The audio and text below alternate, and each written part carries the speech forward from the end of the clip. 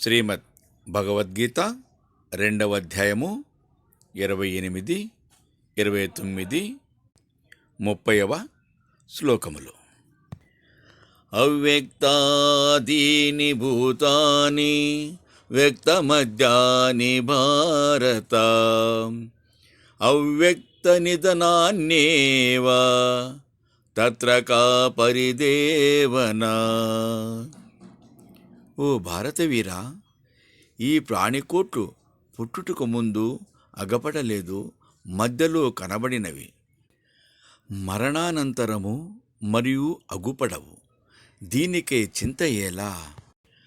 ఆశ్చర్యవత్ పశ్యతి కచ్చిదేనం ఆశ్చర్యవద్వదతి తథైవ చాన్యః ఆశ్చర్యవచ్చైన మన్యశృణోతి శ్రుత్వాప్యేనం వేదన చైవ కచ్చేత్. ఈ ఆత్మను ఒకానొకడు చోద్యముగా చూచుచున్నాడు, మరి ఒకడు చోద్యముగా చెప్పుచున్నాడు, వేరొకడు చోద్యముగా వినుచున్నాడు. వినను కూడా ఈ ఆత్మను ఏ ఒక్కడు తెలుసుకొనుటలేదు. దేహీ నిత్యమవధ్యోయం దేహే సర్వస్య భారత తస్మాత్ సర్వాణి భూతాని నత్వం శోచితుమర్హసి.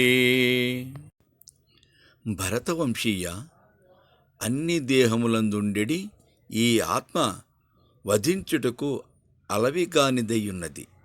కాబట్టి ఎవరిని గూర్చైనను దుఃఖించుట నీకు తగదు.